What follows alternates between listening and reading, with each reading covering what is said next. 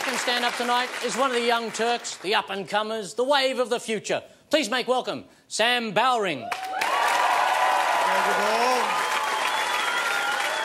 Hello! Howdy, folks. It's very good to be here. Good to see you all here. Thank you indeed for having me. I've got to tell you, I've had a bit of an interesting day today. I went into this bar before, and sitting in this bar was this huge guy, right? Like, he had huge muscles and he was covered in tattoos. It was very intimidating.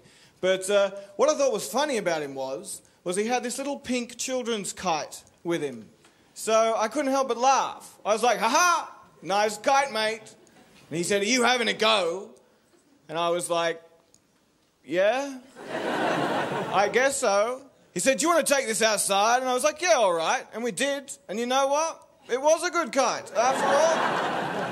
Yes, and I did have a go. It was good fun. It was good, clean fun.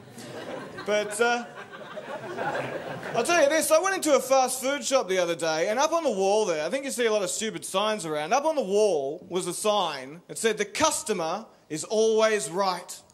So I said, this hamburger is free. Actually, no, you can pay me to eat this burger.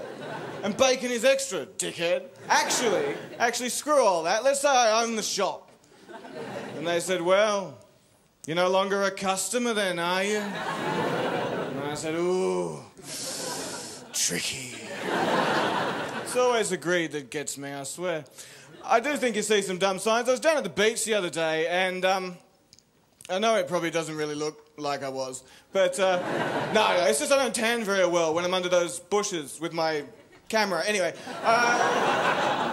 there's a sign down there which you may have seen. It says, swim between the flags. Now, I saw that and I felt that was fairly restrictive because I had planned to go in the water. Yeah. You'd far less sand on your Speedos that way, I can tell you. But I was watching people swimming around down there, and there's a certain style of swimming stroke which I don't really understand how it got its name. And that's the butterfly stroke. Like, I do understand that is meant to be like wings. Yeah? Up, and away. But lots of things have wings. Things that are better at going in a straight line than a frickin' butterfly. I just think we should call it the eagle stroke. I just think if you're going to call it the butterfly stroke, there needs to be something a little bit more sort of identifiably butterfly-esque about it.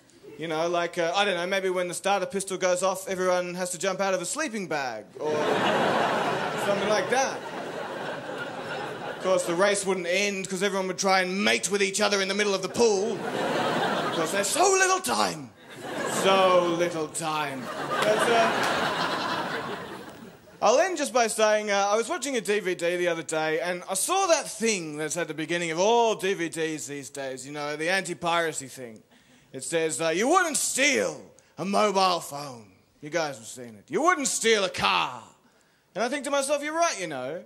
I wouldn't steal a car, but if a mate of mine called me up and said, Sam, I've just bought a new car. Would you like me to burn you a copy? I'm pretty sure I'd consider that. Thank you very much. Sam Bowring. Sam Bowring.